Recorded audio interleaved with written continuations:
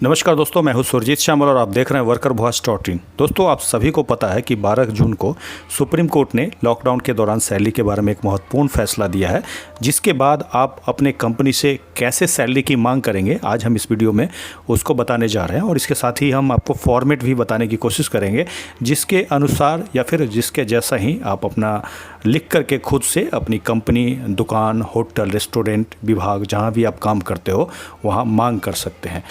तो इसके लिए आप इस वीडियो पे अंत तक बने रहें। इसमें मैं बताने की कोशिश करूँगा एक एक स्टेप कि किस तरह से आप अपने बकाया पैसे की मांग अपनी कंपनी, फैक्ट्री, दुकान, होटल या फिर कहीं भी काम करते हो वहाँ कर सकते हैं।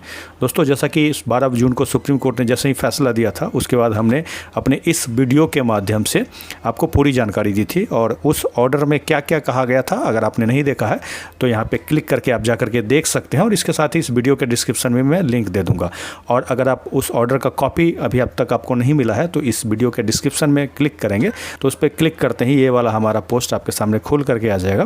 इस पोस्ट में हमने उस ऑर्डर का एक एक स्टेप बताया है कि किस तरह से क्या मैटर था, कोर्ट ने क्या कहा, मालिक ने क्या कहा, इसके अलावा कोर्ट ने अपना उसमें क्या क्या ऑर्डर दिया और क्या क्या स्टेप आपके सैलरी को लेकर फॉलो करने के लिए कंपनी को निर्देश दिया है और इसके साथ ही केंद्र सरकार को भी दिया है।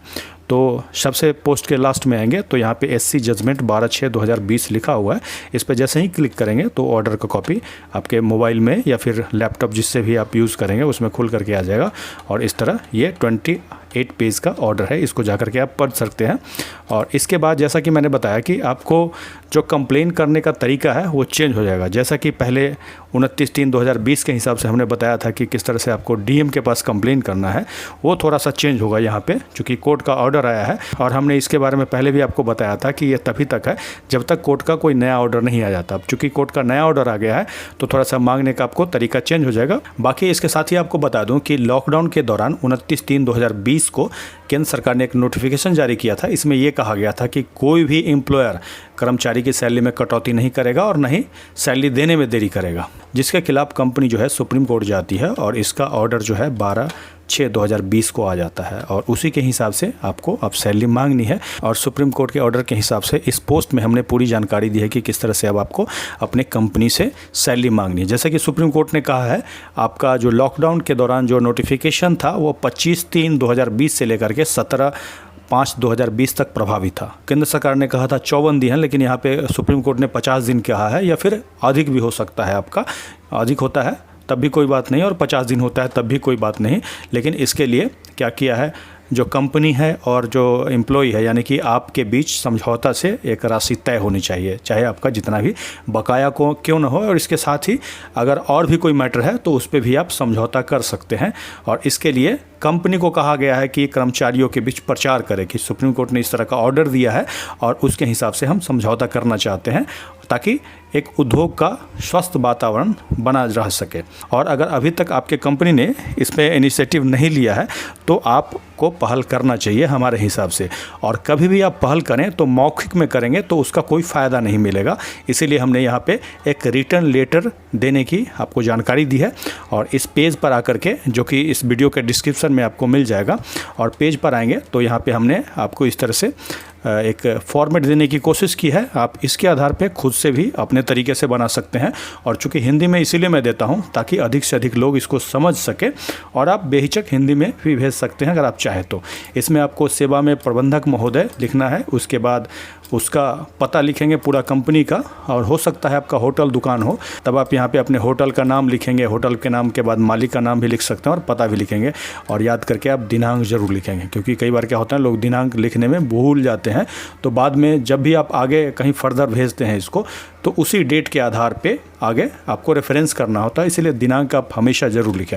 इसके बाद आपको विषय में माननीय सुप्रीम कोर्ट के आदेश WPC डायरी नंबर 10983 दिनांक 12/6/2020 के अनुपालन के संदर्भ में ये लिखना है। इसको लिखने के बाद महाशय मैं डैश अपना नाम लिखना है, पता अपना पूरा लिखेंगे, आपका अस्थाई और अस्थाई जो भी कर्मचारी हैं वो लिखें। यहाँ पे अस्थाई और अस्थाई मैंने इसलिए लिखा है क्योंकि अगर आप अस्थाई हैं यानी कि टेम्पररी वर्कर है, कॉन्ट्रैक्ट पे काम करते हैं, तो इसका एक कॉपी नीचे कॉपी टू ठेकेदार को भी दीजिए और कोशिश कीजिए मुख्य नियोक्ता को ये लेटर देने का। जो कि आपके दुकान, फैक्ट्री, होटल या सिनेमा घर जो भी हैं या जो भी विभाग हैं उसमें आप लिखेंगे कितने साल या कितने महीने से आप काम कर रहे हैं, और उस विभाग या कंपनी का पूरा पता लिखेंगे, उसमें किस पद पे हैं वो भी लिखेंगे। इसके बाद सेकंड पैरा को सीधे कॉपी पेस्ट कर देंगे और यहाँ पे आपको डेट यहाँ से यहाँ तक लिखना है, यानी कि आपका कंपनी बंद था या फिर आंशिक रूप से बंद था वो भी लिख सकते हैं आप, क्योंकि कुछ एसेंशियल सर्विस थी जो कि खुली हुई थी तो उसके हिसाब से, इसीलिए मैंने 2 ऑप्शन दिया है। जो भी ऑप्शन होगा उसको सेलेक्ट कर लेंगे।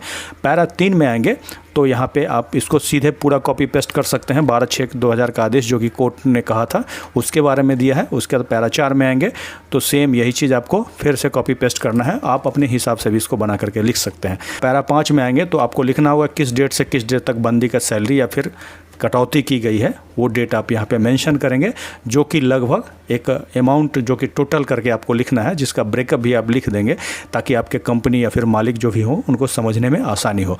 जैसे आपको मंथ लिखना है, कितने डे का उसका सैलरी है बकाया और कितना सैलरी हुआ, और इसको लास्ट में नीचे टोटल डे कर देंगे और टोटल सैलरी कर देंगे।